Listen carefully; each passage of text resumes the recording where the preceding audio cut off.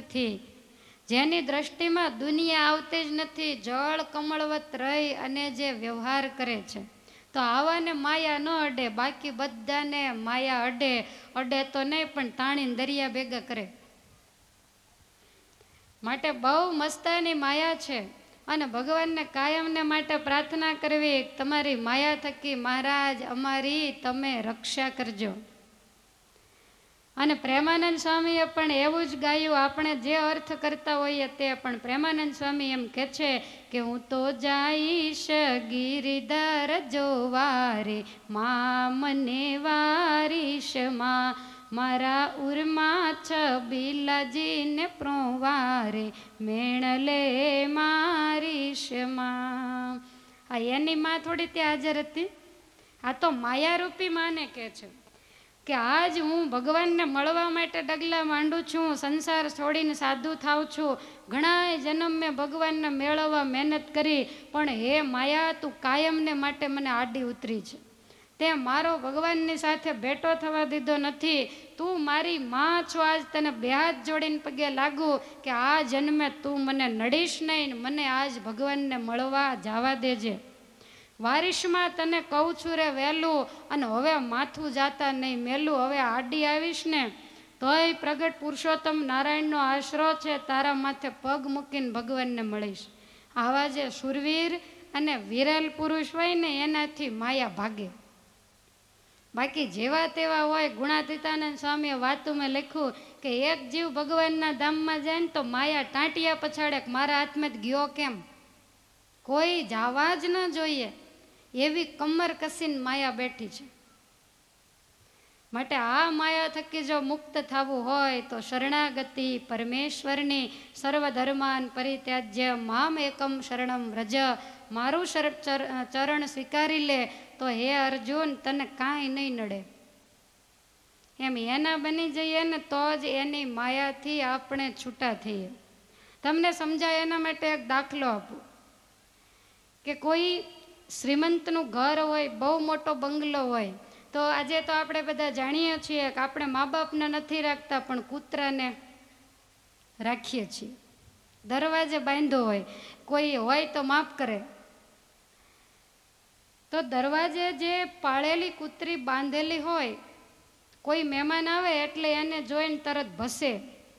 મકાન માલિક ઉપરથી એમ કે આવો આવો એટલે પેલી તરત બંધ થઈ જાય, કે એને ખબર પડી જાય કે આ અમારા મકાન માલિકના સંબંધી છે, આ ચોર નથી, તરત જ બંધ થઈ જાય.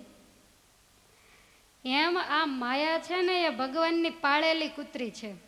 બધાને ભસે, બધાને કરડવા દોડે, પણ ભગવાન એમ કે આ મારો છે, આ મારો શરણાગત છે, એટલે એનાથી પછી દૂર. એટલે એક વખત આપણે એના થયા હોઈએ ને યાદ રાખી લેજો, ખાલી કંઠી પહેરવાથી એના થવાતું નથી. એના થવા માટે તો ઘણી ઘણી કુરબાનીઓ આપવી પડે, ત્યારે એનું થવાય છે. આ તો કાંઈ છોડવું નહીં. અને પાછા કોના, તો કે સ્વામિનારાયણના. ખાલી નામથી સ્વામિનારાયણનું થવાતું નથી. સ્વામિનારાયણની આજ્ઞા એકેય પાળવી નહીં. તમે વિચાર કરો, બે દીકરા હોય, એક કાયમ મા બાપની સામે પડે ને એક જેમ મા બાપની જીભ વળે એમ એનું અંગ વળે. બે એના જ છે, પણ વાલો કયો હોય? જે એની આજ્ઞામાં રહે એ. એમ દુનિયા બધી ભગવાનની બનાવેલી છે, પણ એની આજ્ઞા પાળે ને એ જ પરમેશ્વરને વધારે વાલા બને. અને ભગવાન એમ કે ઓલાને તાર જે કરવો એ કરજે, પણ આને અડતી નહીં, માયાને આજ્ઞા કરે, એટલે એનાથી માયા હંમેશા દૂર રહે. તો શુકાચાર્ય સમજાવે છે કે હે રાજા, ભલ ભલા ભગવાનની માયાને વિશે મોહ પામ્યા છે, માટે આ માયા થકી નિવૃત્તિ લઈ તારું કંઈ છે જ નહીં એમ મનથી નક્કી કરી અને ભગવાનમાં વૃત્તિ જોડીને જો આ લીલા ચરિત્રોને સાંભળીશ તો જ તને કથા વાર્તાનું સુખ આવશે ને 7 દિવસમાં તારું મોત સુધરી જશે. પરીક્ષિત રાજા કહે છે કે મહારાજ, ભગવાનમાં વૃત્તિ જોડવા માટે કરવું કેવી રીતે, ભગવાનનું ધ્યાન કેવી રીતે કરવું, કેમ મારે ભગવાનને જોવા? ત્યારે સુખદેવજી સમજાવે છે કે આ દુનિયામાં એક રજ પણ એવી નથી જ્યાં ભગવાન ન હોય. જલે વિષ્ણુ, સ્થલે વિષ્ણુ, વિષ્ણુ પર્વત મસ્તકે, જ્વાલા માલા મખે વિષ્ણુ, સર્વ વિષ્ણુમયમ જગત. ભગવાનથી દૂર કોઈ વસ્તુ છે જ નહીં. અણુ અણુની અંદર પરમેશ્વરનો નિવાસ છે. પાતાલ મે તસ્ય હિ પાદમૂલમ પઠંતી પાર્ષણી પ્રપદે રસાતલમ. ધ્યાન શીખવાડે છે. ભગવાનની મૂર્તિ ન હોય અને બધે ભગવાનના દર્શન કરવા હોય તો શું કરવું? આ પરીક્ષિતને સમજાય એવું છે, આપણને ઓછું સમજાય. શુકાચાર્ય કહે છે કે રાજા, જે પાતાળ છે એ ભગવાનના ચરણ છે, રસાતળ એ ભગવાનના ફણા છે, મહાતળ એ ઘૂંટી, તળાતળ એ ભગવાનની પિંડીઓ છે, વિતળ છે એ ભગવાનના બંને જાનું છે, ભૂતળ એ પેડું, અતળ એ સાથળ. આ 7 પાતાળ છે, એ તો ખબર છે ને? અતળ, વિતળ, સુતળ, તળાતળ, મહાતળ, રસાતળ ને પાતાળ. પછી સમુદ્ર છે એ ભગવાનનું પેટ છે, ને એટલે જ આપણે કહીએ છીએ કે દરિયાઓ દિલના છે. ગમે એટલા ગુના કર્યા હોય પણ એક વખત મસ્તક ઝુકાવે, જોબન પગી આમ હાથ લંબાવીને કીધું કે મહારાજ આવું સરસ તમારું ટાલકું તેજ કરે અને મારા એટલા બધા પાપ છે કે મને પાણી આપીને એ પાણી તમારા ચરણમાં મૂકશો ને તો તમારું ટાલકું શ્યામ પડી જશે. ભગવાન કહે છે કે જોબન, મારું એક નામ કોઈ લે અને એક નામમાં પાપ બાળવાની જેટલી તાકાત છે ને, જોબન તૂટી જાય તો આખી જિંદગીમાં તું એટલા પાપ કરી ન શકે. આવો મારા નામનો મહિમા, માટે બેફિકર બનીને મૂકી દે પાણી. અને પાણી નીચે મૂક્યું, દબાણની ધરતી ખદખદવા માંડી. આટલા તો એના પાપ હતા પણ ઘડીના 6ઠ્ઠા ભાગમાં બાળી દીધા. આજ સવારે ઉઠીને આપણને એ જોબન ભાયા જો યાદ આવી જાય તો આપણો દિવસ સુધરી જાય. આવા ભારાડી એ ભગવાનના ભક્ત થઈ ગયા, ભગવાનની કૃપાએ કરીને, સત્સંગે કરીને. ઘણા કે હવે અમારામાં બહુ ફેર ન પડે. જોબનમાં ફેર પડે ને તમારામાં ન પડે તો તમે એનાથી એ ગયા ને. કેવા એના કર્મ હતા અને છતાંય એ સારા માર્ગે ચડી ગયા. તો આવા ભગવાન દરિયાવ દિલના શરણાગત પાપ પર્વતમ ગણયિત્વા ન તદીય સદ્ગુણમ અણુમપ્ય તુલમ હિ મન્યતે સહજાનંદ ગુરુમ ભજે સદા. પર્વત જેવડું આપણી ભૂલ હોય ને તો ભગવાન એને ઝીણી એવી જ માને. અને આપણે નાનું એવું જ કંઈક સારું કામ કર્યું હોય ભગવાન કે હું એને મોટું મેરું જેવડું માની લઉં છું. મારા ભક્ત ઉપર હું એટલો બધો રાજી થાવ, થોડુંક આપે ને તોય હું જાજુ માની લઉં છું. તમે ગલ્લામાં રૂપિયો નાખો, એ રૂપિયાના હાંજે 500-1000 કરીને કોણ દે છે? આપણા વડવાઓ થોડા દેવા આવે છે? તો એકમાંથી બીજો રૂપિયો જન્મે એવું કંઈ છે નહીં. આવે છે ક્યાંથી બધું કહો? આ ઠાકોરજી આપે છે. ખાલી એક જ તમે બાજરીનો દાણો વાવો તો એમાંથી તમને ખોબો એક બાજરી કોણ આપે છે? જમીનમાં તમે દાટો હોય એને કઈ રોજ આપણે થોડો થોડો બહાર થોડા કાઢીએ છીએ? એની જાતે નીકળે. આ ઈશ્વરની કૃપા છે. કોઈનો ભાર ને રાખે મુરારી, આપે વ્યાજ સહિત ગીરધારી. ભગવાન કોઈનો ભાર નથી રાખતા, વ્યાજ સહિત દઈ દે છે. આપણે ટેવ પડી કોકનું લઈને ભાગી જવું, બાકી ભગવાનને આ ટેવ નથી. માટે એને દરિયાઓ દિલના કયા. સમુદ્ર એનું પેટ છે, આકાશ છે એ ભગવાનની નાભી છે, સ્વર્ગ એ ભગવાનનું વક્ષસ્થળ, મહરલોક એ ડોક આ ઉપરના લોક બતાવે છે, જનલોક એ ભગવાનનું મુખારવિંદ છે, તપલોક એ લલાટ, સત્યલોક એ ભગવાનનું મસ્તક. આપણે જ્યાં રહીએ છીએ એને ભગવાનનું મુખારવિંદ કહેવામાં આવ્યું છે. ભાગ્યશાળી છીએ. 999 નદીઓ છે, નાળીઓ છે, ઇન્દ્રાદિક દેવો એ ભગવાનના હાથ છે, સૂર્ય અને ચંદ્ર બંને ભગવાનના નેત્ર છે, દિવસ અને રાત્રિ ભગવાનની પાપણ છે. આમ પાપણ ઊંચી કરે ત્યાં દિવસ થાય ને પાપણ ઢાળે ત્યાં રાત પડે. એ કેવા ભગવાન હશે કહો? ધર્મ એ ભગવાનના બંને સ્તન છે. જેટલા પૃથ્વી ઉપર વૃક્ષો છે ને એ ભગવાનના રૂવાડા છે. અને જે વાયુવાય છે ભગવાનની શ્વાસોશ્વાસની ક્રિયા છે. ક્યારેક બહુ વંટળિયું આવે ત્યારે આપણને એમ થાય કે ભગવાનને શ્વાસ ચડી ગયો લાગે છે. આ શ્વાસોશ્વાસની ક્રિયા છે. તો આવી રીતે જ્યાં જ્યાં નજર કરો, કવિ કલાપી એમ કે જ્યાં જ્યાં નજરમાં રીઠ રે યાદી ભરી ત્યાં આપની. આ સૃષ્ટિમાં જ્યાં મારી નજર જાય ત્યાં હે ભગવાન મને તો તારી જ યાદ આવે કે તે કેવી સુંદર મજાની આ સૃષ્ટિ બનાવી. દરિયા તણો ક્યારો કર્યો કહો એનો કૂવો કેવડો હશે. આવડા મોટા દરિયા એ તો એના ક્યારા છે, તો એનો કૂવો કેવડો હશે. અને જગ કોષ હાંકણ નારીએ ખેડૂત બેઠો ક્યાં હશે. ક્યારામાં આટલું આટલું પાણી ભર્યું, એ કોષ ક્યાં હાંકતો હશે ને એ ક્યાં બેઠો હશે. કહો વળી કહેવાય છે કે પૃથ્વી તણો પિંડો કર્યો રજ લાવતો ક્યાંથી હશે. નાનો એવો પિંડો નહીં, 50 કરોડ યોજનનો જેનો ઘેરાવો એવડો મોટો માટીનો પિંડો કર્યો, આ ધૂળ ક્યાંથી લાવતો હશે. અને જગચાક ફેરવનાર એ કુંભાર બેઠો ક્યાં હશે. આપણને આટલાને ચકડીએ ચડાવ્યા છે, માણસમાંથી ગાયું ભેંસું ને એમાંથી વળી પંખીડા ને એમાંથી કાંઈ એવા ચક્રાવે ચડાવ્યા. એ ચાકડો જે ફેરવે એ કુંભાર બેઠો ક્યાં હશે. ક્યાંય જોયો? આ બેઠો સામે, એ જ બધું કરે છે.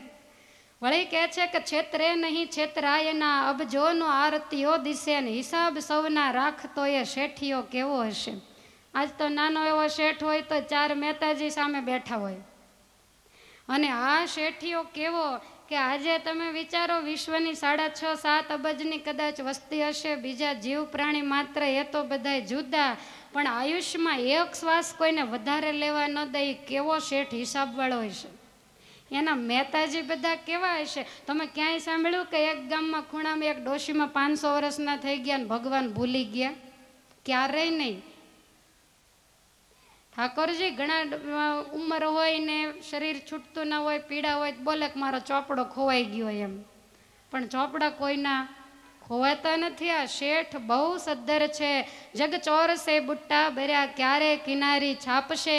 ઘેર બીબા કહો કેટલા હશે ને એ રંગારો બેઠો ક્યાં હશે. તમે વિચાર કરો, રંગ કેવા સરસ પૂર્યા. જન્મે ત્યારથી ધોળાવાળ હોતો, પણ સફેદ મોઢા ઉપર કાળું સૂટ થાય, એને બધું સેટિંગ કરતા બહુ સારું આવડે. ભગવાનને ખબર હતી કે વરસાદમાં આવડા બધા પલળશે ત્યારે આંખું પાણી જશે, 2 પાળા કરી દીધા. તે નીતરીને સાઈડમાં જ જતું રહે. નહીતર શું થાય વિચારો, રૂમાલ આડો રાખીને ચાલવું પડે ને. ગોઠવણ કેટલી સરસ. ભગવાને વાંસામાં આંખું આપી હોત તો કેવું લાગે શરીર? કોજે નાક છે એને ડોકે લટકાવ્યું હોત તો. આ એની ગોઠવણ તમે જુઓ. આટલું ખાલી તમે દુનિયા સામે નજર નાખો ને તોય ભગવાનનો મહિમા સમજાય જાય કે ભગવાન કેવો હશે. અને તમે વિચાર કરો કે તમે ઘરે જોડિયા 2 બાળક જન્મ્યા હોય ને તોય ખબર પડે કે આ ભગવાનના મૂળો. કાંઈક તો ફેર, કાં તો એની ચાલમાં ફેર હોય, કાં તો એના બોલવામાં ફેર હોય. પગના અંગૂઠા એક સરખા કોઈના નહીં. આટલી બધી વસ્તી, ક્યાંય કોઈ ભૂલી ગયા કે 2 એક સરખા એક જ બીબે 2 ઢાળી દીધા? એક જ વખત બીબું ઢાળે ને બીબું ફેલ, નવું જ બનાવવાનું. એના ઘરે બીબા કેટલા હશે તમે વિચારો છે. અમૃત તણા બાપુ તણા મોઢા કેવા મીઠા હશે, અને એ ઝેરને જણનારની કુખ કેવી કડવી હશે. જેણે અમૃત બનાવ્યું એ કેવા ભગવાન મીઠા હશે, જેણે ઝેરને જન્મ આપ્યો એની કુખ કેવી કડવી હશે. વળી કવિ કહે છે કે વીણ આંચળે વાદળને દોનાર રહેતો ક્યાં હશે. ઉપર ચાણી મૂકતો હશે, વરસાદ આવે ત્યારે એક એક છાંટો જ પડે. અને જો વાદળામાં એવા છિદ્ર જ હોય તો વાદળામાં પાણી રહે કેમ? બધું વરસી પડે. વળી ક્યારેક ક્યારેક ઝીણી ચારણી મૂકે, ક્યારેક મોટી મૂકે, ક્યારેક તો એની ફ્રીજમાંથી સીધા ગાંગડા વરસવા માંડે. કહો એ ત્યાં કેવી રીતે આકાશ આમના મધ્ધર. તમે વિચારો, આટલા માંડવાને કેટલા સપોર્ટ આપીને થાંભલા મૂક્યા છે, અને તોય વાયુદેવ શાંત છે, નહીતર આને મૂળિયામાંથી ઉડાડી દે. તો આકાશને ક્યાંય તમે વિચાર કરો, ક્યાંય ટેકો મૂક્યો છે? અને છતાંય એમને મધ્ધર પદ્ધર એ આકાશ રહ્યું છે, તો એ ભગવાન કેવા હશે. એ જાણવા જોવા તણી દિલ જંખના ખટકી રહી, બ્રહ્માંડમાં ભટકીને અંતે મતી અટકી રહી. વેદો પણ એને નેતી કહીને થાકી ગયા, પણ એ ભગવાન કેવા છે એની કોઈને પણ ખબર પડી નથી. પરમેશ્વર તારી અકળ ગતિ પતંગિયાના પેટમાં બતી. ઓલા આગિયા ઉડતા હોય ને તો તમને એમ લાગે કે રોશની સિરીજો ગોઠવી છે, એના છેડા ક્યાં દીધા હશે. આજે આટલી લાઇટો હોય તો ક્યાંક એનો છેડો તો દીધેલો હોય ને. અને પતંગિયા ઉપર એ કેવી પીછી લઈને બેઠો હશે, આટલા સરસ મજાના કલર પૂર્યા. હવે આવા ભગવાન છે ને તો એ ઘણા એમ કે ભગવાન છે જ નહીં. આ બધું નહીં દેખાતું હોય, આ બધું ઓટોમેટિક થતું હશે. આવી સાકાર સૃષ્ટિ, એનો સર્જક કેટલા તમે જુઓ, અમુક અમુક બાળકોના રૂપ સામે જોઈએ ત્યારે એમ થાય કે આનો ઘડનાર કેવો હશે. જેને આટલી રૂપ, આટલી નમણાશ, આટલી જીભમાં મીઠાશ આપી તે પોતે કેવો મીઠો હશે. બહુ શ્રીમંત હોય ને પહેલાં ખોરી જારના સદાવ્રત આપતા, તો ખોરી જારના સદાવ્રત બધાને આપે તો એ કેવું ખાતો હશે. એમ આપણને આટલું એટલું જો દઈ દીધું. ગુણાતીતાનંદ સ્વામીએ વાતોમાં બહુ સરસ લખ્યું છે. આપણને એમ થાય કે અહીંયા આપણે બહુ સુખ છે, પણ ગુણાતીતાનંદ સ્વામી કે આ લોકનું સુખ કેવું, તો અક્ષરધામમાંથી મચ્છરિયું છે ને એ લઘુ કરી ગયું. હવે મચ્છર લઘુ કરે એનું તો એક ટીપું ન હોય, તો એનું ટીપું પ્રકૃતિ પુરુષમાં પડ્યું ને એની જણ મૃત્યુલોકમાં ઉડી, એમાં આટલા બધા સુખિયા થઈ ગયા, તો ત્યાંનું સુખ કેવું હશે. સ્વામીની વાતોમાં સ્વામીએ અનુભવ લખ્યો જ લો. આપણને સહેજ જ એમાંથી આપ્યું છતાં આપણને એમ થાય કે મારે તો લીલા લહેર છે. પૂછીએ કેમ છે, તો કે લીલીવાડી છે. પણ લીલીવાડી હોય પછી એમાં રખડે ન કરાય, માળા ફેરવાય. એમાં જ આટા માર્યા કરવા લીલીવાડીમાં, ક્યાંક સારું ઝાડ જોઈને બેસી જાઓ. ભગવાનનું ભજન સત્સંગ કરો. તો આવા એ ભગવાન પરીક્ષિત રાજાને સુખદેવજી મહારાજ કહે છે કે સૃષ્ટિની સામે જ્યાં નજર કરે ને ત્યાં તને જ્યારે ભગવાનનો અનુભવ થાય તો તારે ધ્યાન કરવાની કાંઈ જરૂર નથી. ત્યાર પછી ભગવાનની મૂર્તિનું ધ્યાન કરતાં શીખવાડ્યું છે. અષ્ટાંગ યોગ શીખવાડ્યો કે આવી રીતે 8 અંગ જ્યારે સિદ્ધ થાય ત્યારે સમાધિ થાય. યમ, નિયમ, પ્રાણાયામ, પ્રત્યાહાર, ધ્યાન, ધારણા અને સમાધિ. અને જ્યારે સમાધિ થાય ત્યારે આત્મા અને પરમાત્માને વિશે એકાકાર વૃત્તિ થાય. અને અહીંયા બેઠા બેઠા એ ભગવાનના ધામનું સુખ માણી શકે. અને એ રાજા આવા જે ભગવાન એની ભક્તિ કરવી. હવે ભક્તિ ઉપર લઈ જાય. આખો સ્કંદ આવો છે. મને બહુ બીક હતી કે રાતે ન આવે જ સારું, પણ દિવસે આવ્યો એટલે વાંધો નહીં, બાકી રાત્રે ભલભલા ડબી જાય. તો ભક્તિ એ ભગવાનની કરવી. ભક્તિ એટલે પ્રીતિ. અને માણસને એ જ ક્યાં થાય, તો કે જ્યાં સારું દેખાય ત્યાં. સારું રૂપ હોય, સારા ગુણ હોય, સારી વસ્તુ હોય, સારા પદાર્થ હોય, તો મોળામાંથી તરત પ્રીતિ તૂટી જાય. સાવ નાના ભાડાના એક રૂમમાં રહેતા હોય ને એમાંથી મોટા 500 વારના બંગલામાં રહેવા જાય તેને રડવું નહીં આવે. કારણ કે સામાન્ય વસ્તુમાંથી આપણી પ્રગતિ થાય, પણ એટલા મોટામાંથી પાછું ભાડાનું જો થઈ જાય તો આપણને દુઃખ થાય. મહારાજ વચનામૃતમાં કીધું કે સારા સારા મેવા ખાધા હોય અને બાફેલી પીપરની ટેટી ખાવાનો વારો આવે તો એને દુઃખ થાય. પણ સામાન્ય વસ્તુ ખાધ્યા પછી સારું ખાવાનું મળે તો એનું એને દુઃખ ન હોય. આ લોકમાંથી આપણે અચાનક ઉચાળા ફેરવવાના છે, અને છતાંય એવા મંડી પડ્યા છીએ સ્વામી કે ત્યાં કાયમ ઘર માનીને રહેવાનું છે ને એના માટે જરાય મહેનત નહીં લો. એના માટે કાંઈ વીમા નહીં, એના માટે કાંઈ લોન લઈ, કાંઈ નહીં. અને આ લોક માટે જ બધું. તમને એમ થાય કે ત્યાંના વીમા ઉતરે, ત્યાંના ઉતરે. મેં કાલ નહોતું કીધું 1.25 કરોડ જપ લઈ લો અને વીમો ઉતાર્યો કહેવાય. જો પૂરા થયા પહેલાં જતા રહીએ તો વીમો પાકી ગયો તો આપણે પૂરા કરવાનો કોઈ પ્રશ્ન જ નથી. અને હોઈએ તો પૂરા કરી દઈએ તો એ કાંઈ ખોટનો ધંધો નથી. મંદિરે જવાના નિયમ લઈ લો. ઘરે કેસેટો રોજ 2 કલાક જે સમય મળે એ પ્રમાણે સાંભળવી. અને સમય હોય ત્યારે ઘેર હાથમાં માળા લઈને કથા સાંભળવા બેસવું. આ બધા નિયમ છે. રોજની 50, 100 જે થાય એ કરવી. બીજું શું કામ હોય? નવરાશ મળે ત્યારે. તો આ બધા વીમા જ છે, આ બધી લોન જ છે. જેટલું કરશો એટલું થશે. બાકી તો આ 3જો દિવસ તો થઈ ગયો. આજકાલ આ વર્ષે કરવી, એના પછીના વર્ષે કરવી, ચૈતરમાં કરવી ને વૈશાખમાં કરવી ને આ બધું પૂરું થવા આવશે. કાલ સવારે કથા પૂરી પણ થઈ જશે. અને આમ નામ કરતાં કરતાં 5-7 પારાયણ સાંભળશો ત્યાં તો આપણી જિંદગી પણ પૂરી થઈ જશે. એટલે સાવધાન થઈ જજો. આવી થોડી ગંભીર કથા આવે ને ત્યારે બધા એવા ઊંડા ઉતરી જાય બિચારા, શું બોલવું. પણ ગંભીરતાથી ખરેખર લેવા જેવી કથા છે. ભગવાનને વિશે પ્રીતિ, કોઈને જન્મજાત પ્રીતિ હોય એવું નથી, પણ સત્શાસ્ત્ર, સંત સમાગમ, સત્સંગ એના યોગે કરી અને ધીમે ધીમે સમજણ આવે અને ભગવાનમાં હેત વધવા માંડે. ભગવાનનો મહિમા સમજાય ત્યારે જગત એની મેળે તુચ્છ થઈ જાય. મહારાજ કારિયાણી પધારેલા વસ્તા ખાચરના દીકરા જોઈતા ખાચર 2-3 વર્ષની ઉંમર ને દરબારના દીકરા રાજકુમાર, એટલે એવો સરસ જરિયાની જામો પહેરાવેલો ને આપણે મહેમાન આવે ત્યારે થોડાક છોકરાને વ્યવસ્થિત કરીએ. માથે સરસ સોનેરે મંડિલ બંધાવેલું, રમતા રમતા મહારાજ પાસે આવ્યા ને મહારાજનો ખાટલો ઝાલીને ઊભા થયા, ઢોલિયો ઝાલીને. મહારાજ આગળ કોઈ હરિભક્તોએ કેરી મૂકેલી, એટલે મહારાજે આમ કરીને જોઈતા ખાચરને કેરી આપી, એટલે એણે હાથ લાંબો કર્યો. મહારાજ કે આ તારા ગળામાં સોનાની ઉતરી પહેરીને આપતો કેરી આપું. જોઈતા ખાચરે તરત જ માથે મંડિલ બાંધ્યું, ત્યાં ઉતારીને દઈ દીધું. ડોકમાંથી ઉતરી સોનાની કાઢી મહારાજને આપી દીધી. પછી મહારાજે 2 હાથમાં 2 કેરી આપી તો જોઈતા ખાચર ઠેકડા મારવા માંડ્યા. સંતો સામે બેઠા હતા, બધા બહુ હસ્યા. મહારાજ કેવું, છોકરાને શું ખબર પડે. ત્યારે મહારાજ કે તમે ક્યાં છોકરામાં જ જાવ એવા છો. કેરી જેવા માયાના સુખ મળે ત્યારે ઠેકડા મારો છો, અને ભગવાનનું ઉતરી જેવું સુખ મળે ત્યારે એની તમને કાંઈ કિંમત નથી.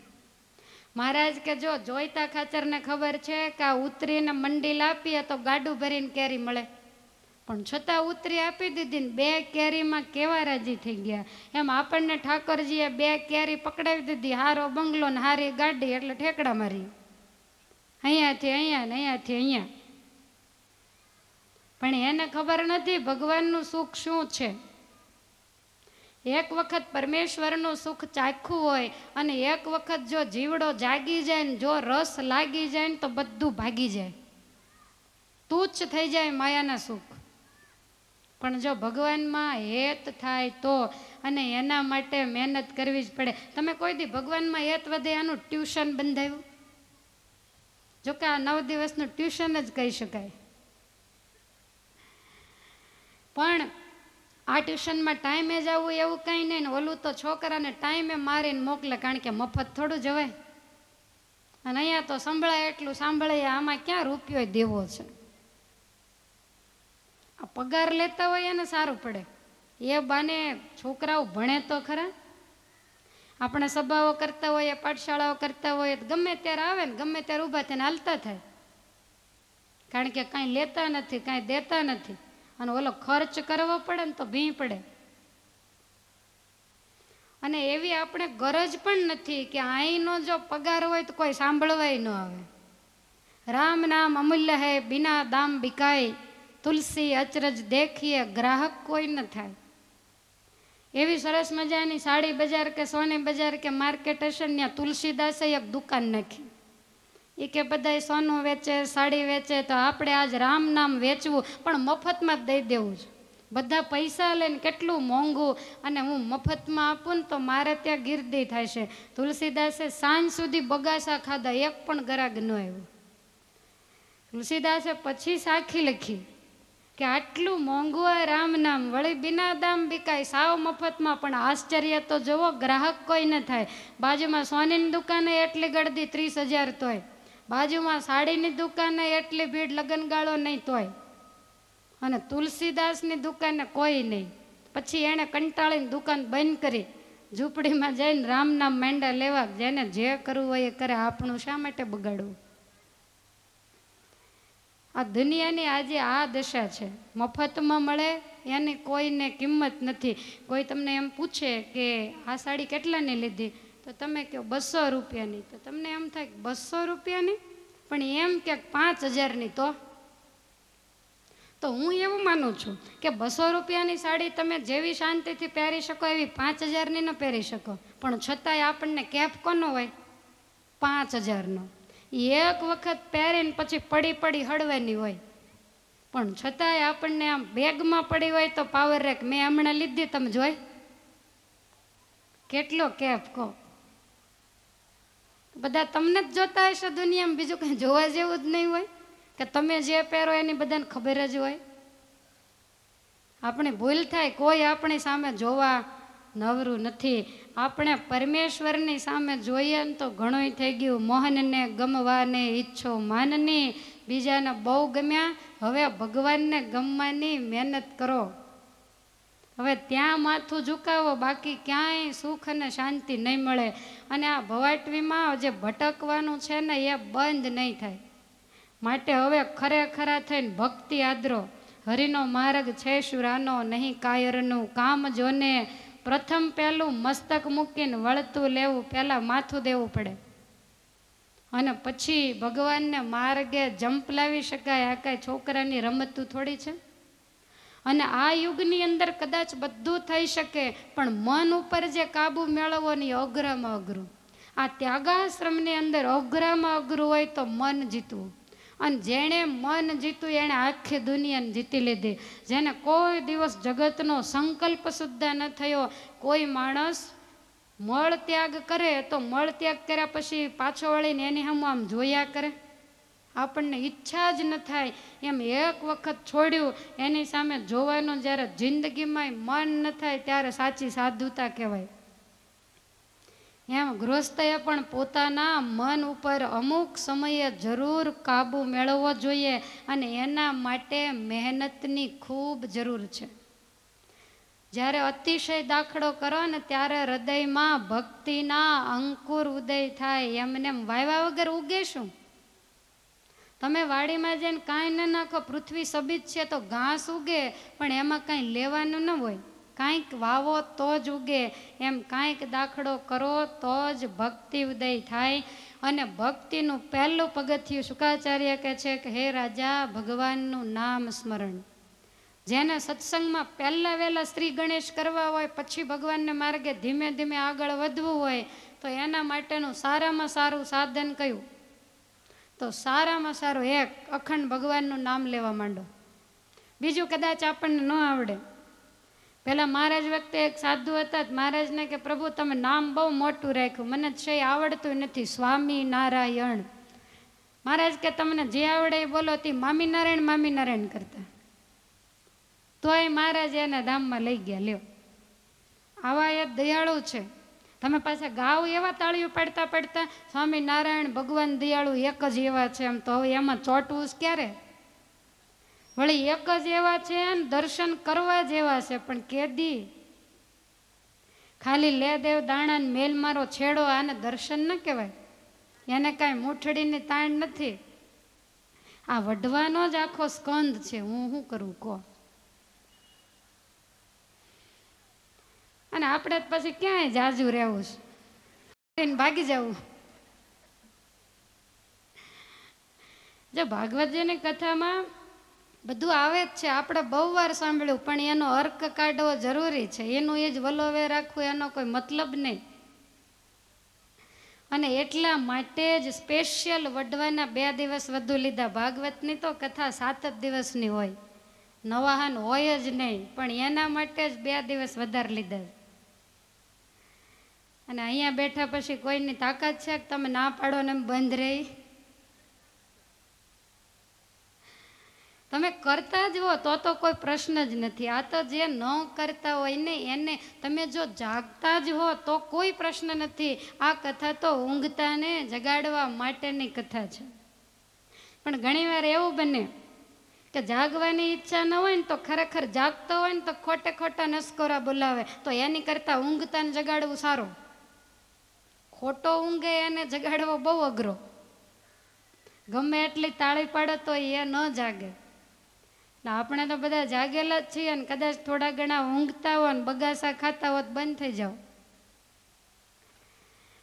અને બરોબર ધ્યાન દે ને પછી આ બીજો સ્કંદ પૂરો થાય ને પછી બધા અવતાર ચરિત્ર જ આની અંદર આવવાના. બને ત્યાં સુધી બીજો સ્કંદ બધા ટૂંકાવી જ મારે જ્ઞાન ચર્ચા. એટલે હજી આપણે બીજા અધ્યાયમાં છીએ, પછી હમણાં ઠેકી જશું. શુકાચાર્ય કહે છે કે ભગવાનનું નામ સ્મરણ કરવું, અને જુદા જુદા જીવાત્માઓ જુદી જુદી ઈચ્છાએ કરીને જુદા જુદા દેવની ઉપાસના કરે છે. તેજની ઈચ્છાવાળા હોય એ બ્રહ્માજીની કરે, પ્રજાની ઈચ્છાવાળા દક્ષ પ્રજાપતિની, ધનની ઈચ્છાવાળા લક્ષ્મીજીની, રૂપની ઈચ્છાવાળા યક્ષની, નિરોગી થવા માટે અશ્વની કુમારની, આવી બધી જુદી જુદી ઉપાસનાઓ બતાવવામાં આવી છે. અને જે વૈરાગ્યાર્થી હોય, જેને સંસારમાંથી પ્રીતિ તોડી અને ભગવાનને પામવું હોય, એ ભગવાન નારાયણની ઉપાસના કરે છે. અને માત્ર મોક્ષ જ જેને જોતો હોય તો એ પુરુષોત્તમ નારાયણની ઉપાસના કરે છે. બાકી તો આ દુનિયામાં કાંઈક ને કંઈક ખૂટતું હોય એટલે લોકો જુદી જુદા દેવને માનતા હોય. ભગવાને આ માનવ જન્મ આપ્યો છે, દરેક વસ્તુ પુરુષાર્થ કરવાથી જ મળે. તો ભક્તિના માર્ગે પણ મહેનત કરીએ તો જ ભક્તિ ઉદય થાય. પુનર્મિત્તમ પુનર્વિત્તમ પુનઃ ભાર્યા પુનર્મહી એતત્ સર્વમ પુનર્લભ્યમ ન શરીરમ પુનઃ પુનઃ. પુરુષાર્થ કરવાથી ધન મળે, મિત્ર મળે, સ્ત્રી, કુટુંબ, પરિવાર બધું મળે, પણ આ માનવનું શરીર એક ન મળે. મનુષ્ય જન્મ તમે કરોડો રૂપિયા કદાચ આપો અને એવું કહો ભગવાનને કે હું 1 કરોડ રૂપિયા તમારા મંદિરમાં આપું, તમે મારી 6 મહિનાની આવરદા વધારો, 6 મહિનાનું મને આયુષ્ય વધારે આપો, તો એ ન મળે.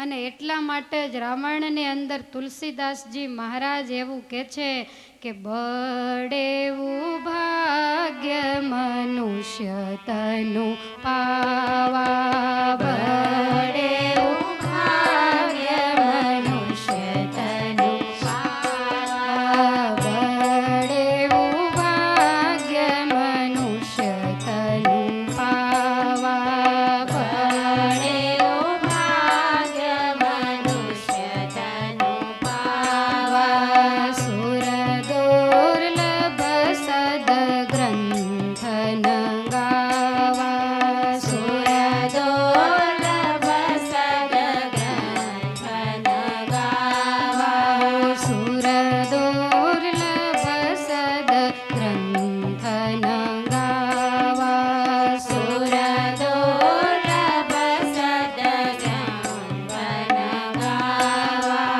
સાધન ધામા મોક્ષ કર દ્વારા, સાધન ધામા મોક્ષ કર દ્વારા, સાધન ધામા મોક્ષ કર દ્વારા, સાધન ધામા મોક્ષ કર દ્વારા. પાઈન જેહી પરલોક સંવારા, પાઈન જેહી પરલોક સંવારા, પાઈન જેહી પરલોક સંવારા, પાઈન જેહી પરલોક સંવારા.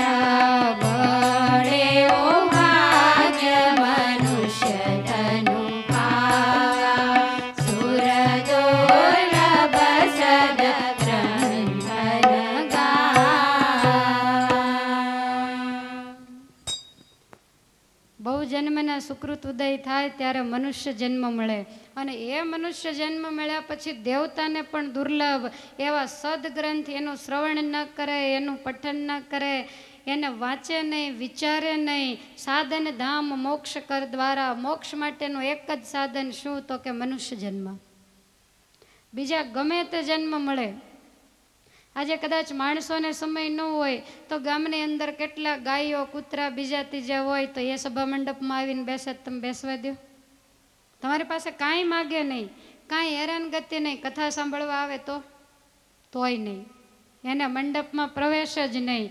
કારણ કે એક મનુષ્ય જન્મ જેવો છે કે એનાથી જીવાત્મા હરિગુણ ગાઈ શકે. તુલસીદાસજી મહારાજ કહે છે કે આવું જે મોક્ષના સાધન રૂપ મનુષ્ય જન્મ મળ્યો અને જેણે પરલોક ન સુધાર્યો એના જેવો મોટો મૂર્ખ કોણ હોઈ શકે? અનેક જન્મના પુણ્યને અંતે માનવ જન્મ મળે અને એનું કર્તવ્ય એક જ. સત્સંગ જીવનમાં ભગવાન શ્રી હરિ કહે છે કે અનંત જન્મ જતાં એના ફળ રૂપે મનુષ્ય જન્મ મળે. અને એ મનુષ્ય જન્મનું ફળ શું? તો કે વિષયતો વિરતિશ્ચ હરૌ રતિ, બધેથી વિરક્તિ અને ભગવાનને વિશે પ્રીતિ. ભગવાનને યાદ કર્યા વિનાના, ભગવાનના સંબંધ વગરના જેટલા શ્વાસ લેવાય છે તમામ શ્વાસ લુહારની ધમણ જેવા છે. લુહારની ધમણને જોવો તો આમ આપણને આમ હલતી હોય એવું લાગે, શ્વાસ લેતી હોય પણ એ જીવતી નથી. એમ સંતો એમ કહે છે ભજન ભક્તિ વગરનું જે જીવન જીવાય એ તો લુહારની ધમણ જેવું છે. ત્યાર પછી સુખદેવજી મહારાજ કહે છે કે હે રાજા, મન જ્યારે સ્થિર થાય, ભગવાનમાં વૃત્તિ જોડાય, મનુષ્ય દેહનો મહિમા સમજાય, ભગવાનની ભક્તિ જાગે, પછી એણે શું કરવું? તો કે રાત્રિ દિવસ ભગવાનના લીલા ચરિત્રોને સંભાળ્યા કરવા. ભગવાને જે આજ્ઞા કરી હોય એ ધર્મને પાળવો અને ભગવાનની કથાનું નિત્ય શ્રવણ કરવું, કથાનો ખૂબ મહિમા ગાયો કે દિવસમાં જેટલો સમય ભગવત ચરિત્રોમાં જાય એટલો જ સાર્થક, બાકીનું આયુષ્ય વ્યર્થ છે. ગુણાતીતાનંદ સ્વામી એમ કહેતા કે ઘણા માણસો કથામાં બેઠા હોય ત્યારે અમુક નાસ્તિક હોય અને એવું લાગે કે 6 કલાકનો અહીંયા ખોટો ટાઈમ બગાડે એની કરતાં કંઈક કામકાજ કરતા હોય તો સ્વામી કે આપણે અહીંયા ટાઈમ બગાડવા નથી બેઠા, આપણે તો આપણા જન્મ મરણના ખાતા ઉપર લીટા તાણીએ છીએ. ગમે એવો ભારે કાગળ હોય પણ 9 દિવસ કોક 6 કલાક બેસીને લીટા તાણાથી કાગળ બચે ખરો? એમ જન્મ મરણના ખાતા વળાવવા માટે આપણે અહીંયા બેઠા છીએ.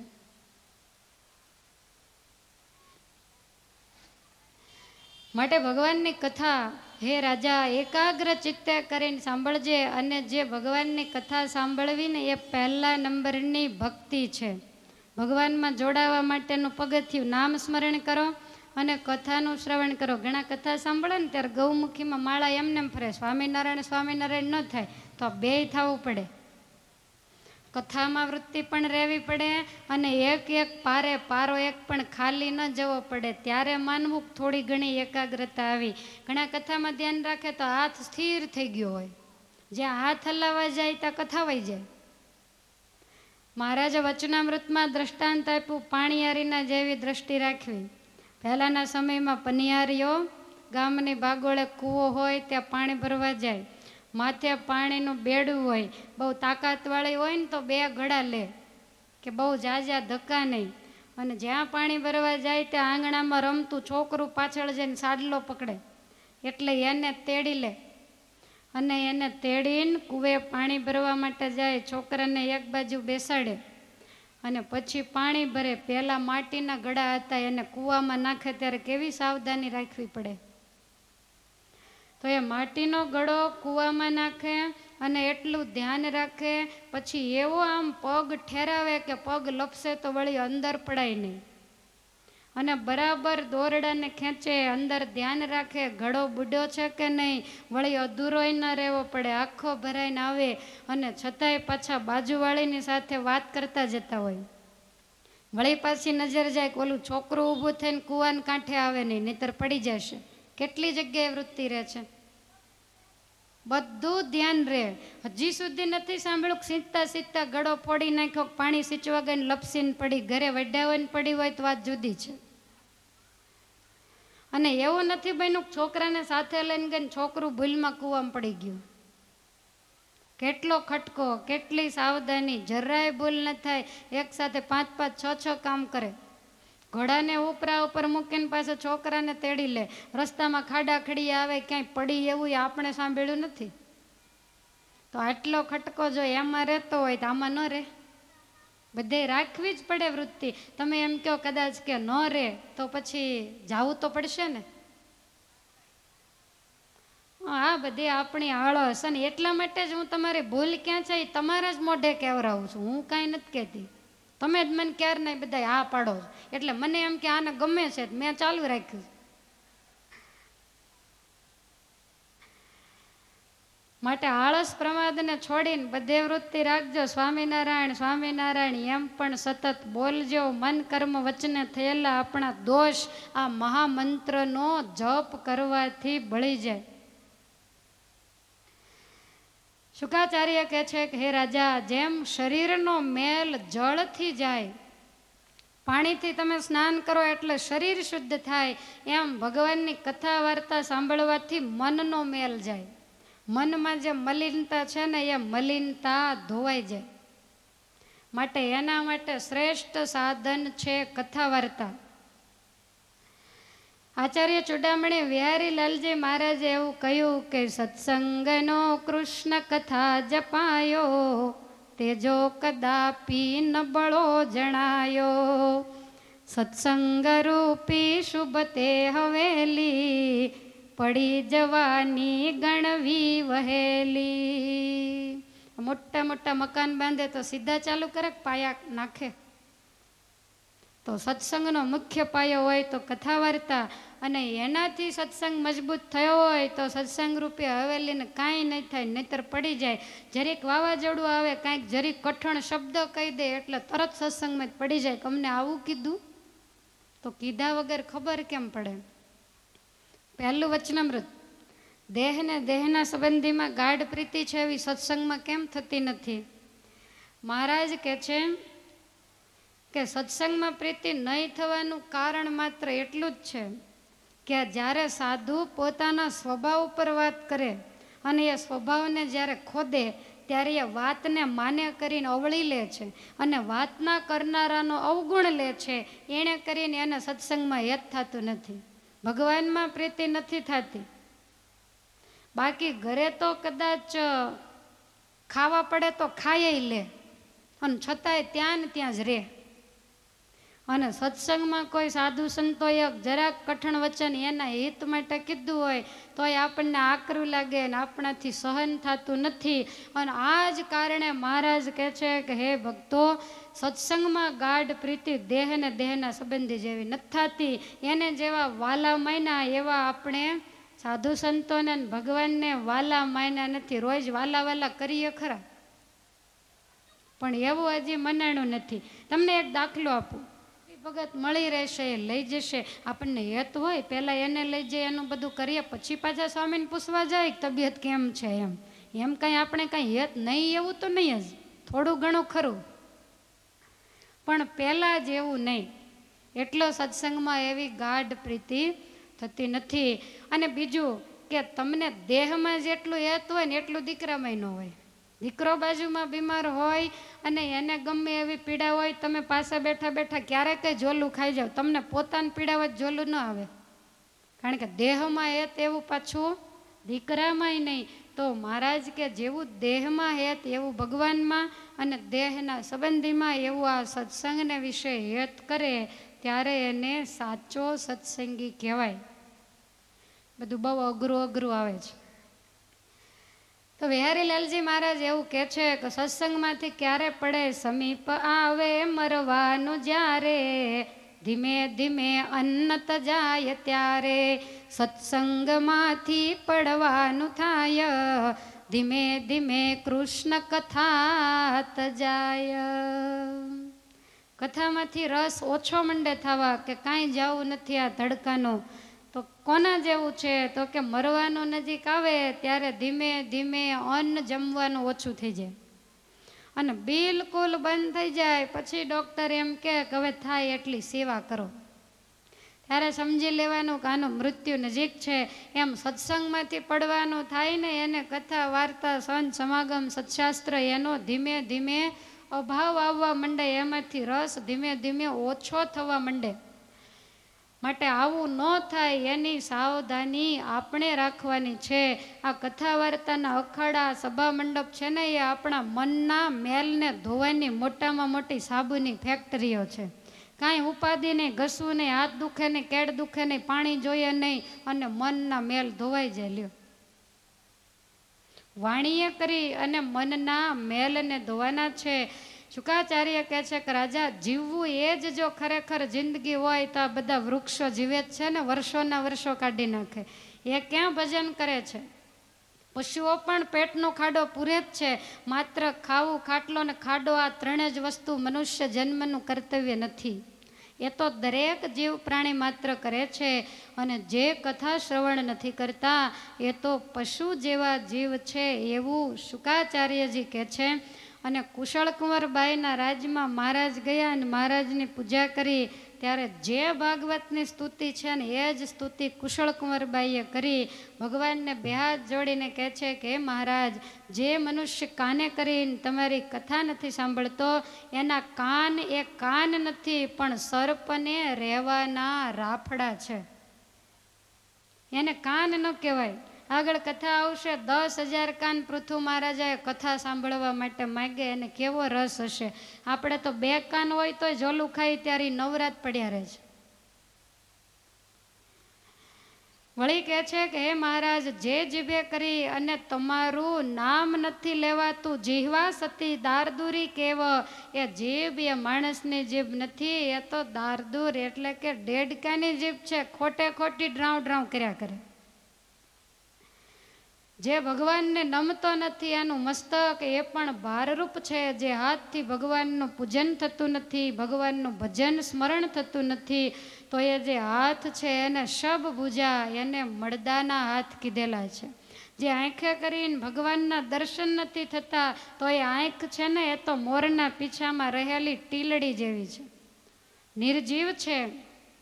જે જીભે કરી અને ભગવાનના ગુણ નથી ગવાતા, જે શરીરે કરીને ભગવાનનું ભજન નથી થતું, જે પગે કરીને દેવ દર્શન માટે પગ ઉપડતા નથી, બીજે બધે જાય. સુરતના હામા છેડે હોય તો કોક માંદું હોય તો ખબર કાઢી આવે. કેમ તો કે વ્યવહારે જવું જ પડે ને, તમને મજા નથી ને, તો તોય ગયા તા. વ્યવહાર સાચવી લે, પણ દેવ દર્શન કરવા જવું હોય તો ન જાય. તો એ પગ કેવા છે? તો એવું લખ્યું છે કે મસાણમાં ઉગેલા ખીજડાના ઠૂઠા જેવા છે. ખીજડોય ન કીધો, નહીતર કોક અગ્નિ સંસ્કાર કરવા જાય તો છાંયે ઘડીક બેસે, પણ સાવ ઠૂઠા જેવા, કાંઈ કામમાં ન આવ્યા. આવી રીતે સુખદેવજી મહારાજ પરીક્ષિત રાજાના મનની વૃત્તિ એને રાજમાંથી અને સંસારમાંથી છોડાવવા માટે વૈરાગની વાત કરે છે. રાજા તમામ મમત્વને છોડી અને કથા સાંભળવા તૈયાર થયો. જેટલું મમત્વ એ ભગવાનની આરાધનામાં વિઘ્નરૂપ છે. માયા કોને કહેવાય? તો કે અહમ અને મમત્વ, મારું અને હું, આ 2 જ વસ્તુ માયા છે. જીવનમાંથી એક જો હું નીકળી જાય તો મારું નીકળી જાય, હું જ નથી તો મારે કોણ હોય?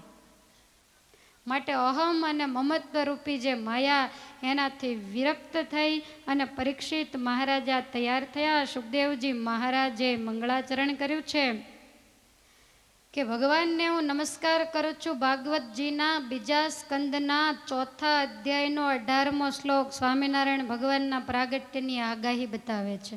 કોઈ તમને પૂછે ક્યાં લખ્યું છે કે સ્વામિનારાયણ ભગવાન પ્રગટ થવાના, તો આ બતાવજો. હું તમને 4-5 શ્લોક બતાવું, યાદ તો નહીં રહે પણ તોય. કિરાત હુણાંદ્ર પુલિંદ પુલકસા આબીર કંકા યવના ખસાદય એ નેચ પાપા યદુપાશ્રયા શુદ્ધ્યંતિ તસ્મે પ્રભ વિષ્ણવે નમઃ. કિરાત, આંધ્ર, પુલિંદ એટલે મ્લેચ્છ, ચાંડાળ વગેરે નીચ જાતિના લોકો પણ જેના આશ્રયથી મહાપવિત્ર થવાના છે, એવા કળિયુગમાં પ્રગટ થનારા ભગવાનના ચરણારવિંદમાં સુખદેવજી મહારાજ કહે છે કે હું વંદના કરું છું. તો કળિયુગમાં કયા સ્વામિનારાયણ ભગવાન પ્રગટ થયા અને એણે આ તમામ જ્ઞાતિના જે માણસો એને પોતાને શરણે લીધા. આજે વડોદરાની બાજુમાં છાણી ગામ છે, ત્યાં જાઓ, હરિજન વાસમાં 2 માળનું મંદિર છે. બ્રાહ્મણને રાખીને સેવા કરે છે અને તમામ હરિજનો ભેગા થઈ અને રાત્રિ દિવસ ભજન ભક્તિ કરે. છાણીના નારાયણદાસ થઈ ગયા, જેના કીર્તનો આજ પણ આપણે ગાઈએ છીએ. તો એ એવા કળિયુગમાં ભગવાન પ્રગટ થયા. ન જોઈ જાત કુજાત પુરુષોત્તમ પ્રગટી, દરેકને પોતાને શરણે લીધા. ભગવાનની અક્ષર ઓરડીએ દ્વારપાળપણું કરનારા સરદારના મુસ્લિમ ભક્ત કરીમભાઈ હતા. એ કાયમ અક્ષર ઓરડીએ ઊભા રહે અને ભગવાનનું દ્વારપાળપણું કરતા. તો આવા બધાય લીંબલીના સગરામ વાઘરી, જેને ભગવાને વૈષ્ણવ બનાવ્યા, તો આવા દરેક જીવાત્માઓ મ્લેચ્છ હોય, ચાંડાલ હોય, નીચ જાતિના હોય, તો એને પોતાના આશ્રયથી જે શુદ્ધ બનાવવાના છે, એવા કળિયુગમાં પ્રગટ થનારા ભગવાન, એને હું વંદન કરું છું. તો આ ભાગવતજીનો બીજો સ્કંદ બતાવે છે. વળી 10મ સ્કંદની અંદર પણ એવું લખ્યું છે કે કૃતાદિષુ પ્રજારાજન કલાવિચ્છન્તિ સંભવમ. કૃતાદિષુ પ્રજારાજન કલાવિચ્છન્તિ સંભવમ. કૃતાદિષુ પ્રજારાજન કલાવિચ્છન્તિ સંભવમ. કૃતાદિષુ પ્રજારાજન કલાવિચ્છન્તિ સંભવમ. કલૌ ખલુ ભવિષ્યન્તિ. કલૌ ખલુ ભવિષ્યન્તિ. કલૌ ખલુ ભવિષ્યન્તિ. કલૌ ખલુ ભવિષ્યન્તિ. નારાયણ પરાયણા. નારાયણ પરાયણા. નારાયણ પરાયણા. નારાયણ પરાયણા. કૃતાદિષુ પ્રજારાજન કલાવિચ્છન્તિ સંભવમ. કલાવિચ્છન્તિ સંભવમ. 10મ સ્કંદમાં સુખદેવજી મહારાજ પરીક્ષિતને કહે છે કે હે રાજા, સતયુગની પ્રજા પણ કળિયુગમાં જન્મ માગે છે. તો કળિયુગને તો છેલ્લા નંબરનો યુગ કહેવામાં આવ્યો છે, જે યુગની અંદર અતિ પાપાચારની પ્રવૃત્તિ આ પૃથ્વી ઉપર થાય. તો સતયુગના માણસો કેમ કળિયુગમાં જન્મ ઈચ્છે છે? તો કે કલૌ ખલુ ભવિષ્યન્તિ નારાયણ પરાયણા. હા, કળિયુગમાં એક એવા ભગવાન પ્રગટ થવાના છે કે જે ભગવાનના આશ્રયથી માણસનું ટૂંકમાં કલ્યાણ થશે. કાંઈ લાંબી ચિંતા નહીં, કોઈ એવા વ્રત તપ ત્યાગ કાંઈ જરૂર નહીં. કરુણાએ કરી અને ભગવાનનું જે શરણું સ્વીકારશે એના તમામ પાપ બાળીને ભગવાન એનું કલ્યાણ કરશે. અને એટલે સ્વર્ગના દેવતાઓ પણ હે રાજા કળિયુગની અંદર જન્મ માગે છે. ત્યાર પછી સ્કંદ પુરાણનું વાસુદેવ મહાત્મ્ય. તો એ વાસુદેવ મહાત્મ્યમાં એવું લખ્યું છે કે ધર્મ દેવતા તદા મૂર્તો નર નારાયણાત્મનામ પ્રવૃત્તેપી કલો બ્રહ્મન ભૂત્વાહમ સામગો દ્વિજ. ધર્મદેવ અને મૂર્તિદેવી એના થકી ભગવાનનું પ્રાગટ્ય થશે. અને કળિયુગની અંદર વળી ક્યાં કઈ જ્ઞાતિમાં? તો કે સામગો દ્વિજ, સામવેદી બ્રાહ્મણ. સ્વામિનારાયણ ભગવાનનો વેદ સામ છે. આટલી બધી ચોખવટ કરી. બ્રહ્માંડ પુરાણમાં એવું લખ્યું છે કે પાખંડે બહુલે લોકે સ્વામી નામના હરિ સ્વયં પાપ પંક નિમ્નમ નિમ્નમ તદ જગદ ધારયિષ્યતિ. પાખંડ જ્યારે આ લોકની અંદર વધશે ત્યારે હરિ નામે સ્વયં ભગવાન પ્રગટ થશે અને પાપરૂપી કિચડમાં ખૂતેલી પ્રજાને બહાર કાઢી અને એ જગતનો ઉદ્ધાર કરશે. અને અતિ સમજાઈ જાય એવો જ એક બ્રહ્માંડ પુરાણનો સુંદર શ્લોક.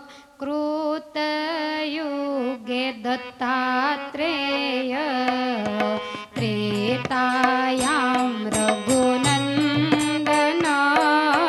કૃતયુગે દત્તાત્રેય ત્રેતાયામ રઘુનંદન.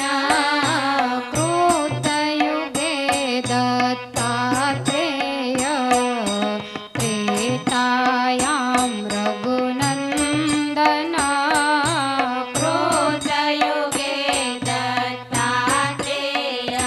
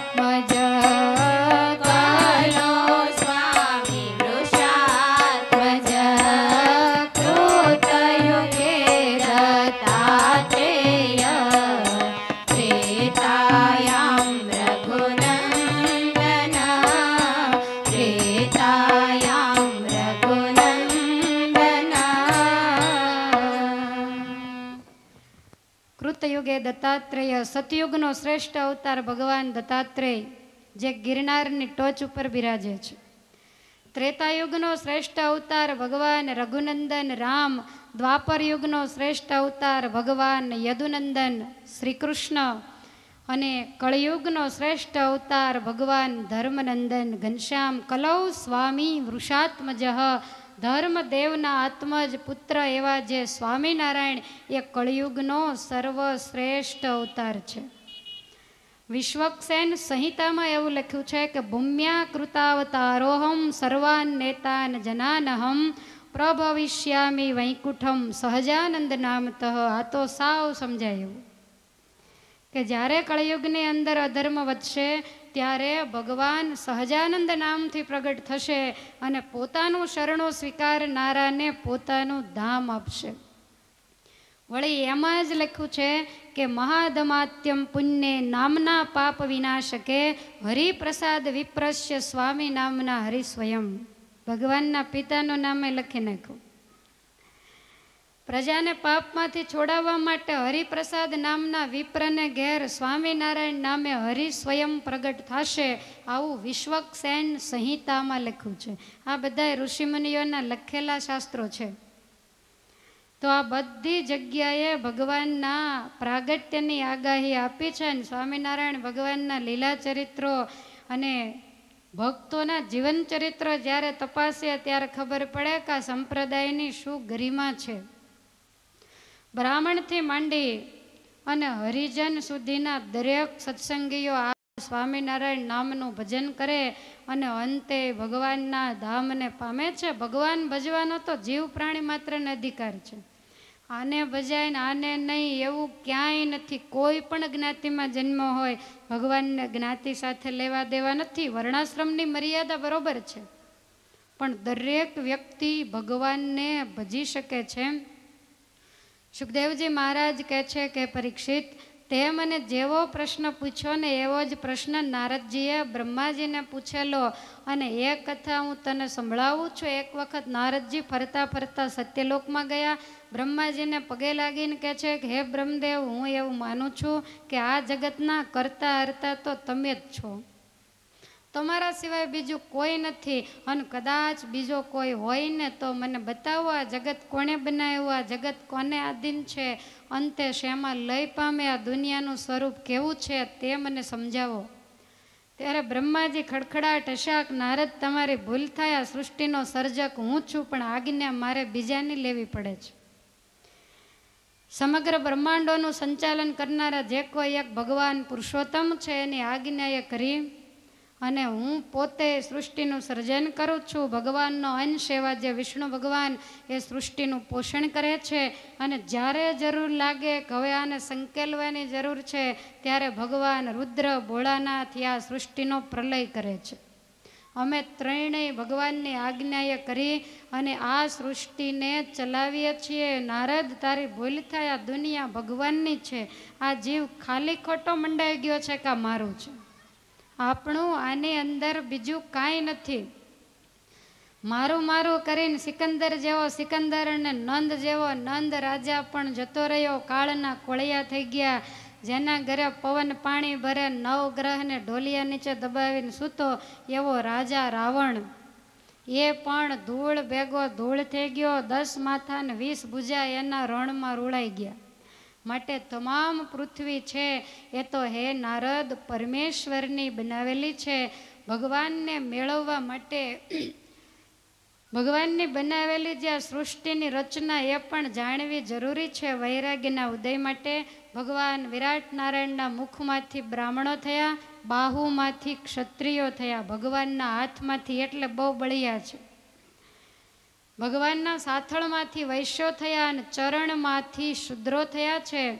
ભગવાનની જીહવામાંથી વાણી ઉત્પન્ન થઈ, નાસિકામાંથી પ્રાણવાયુ, ગંધ, નેત્રમાંથી રૂપ.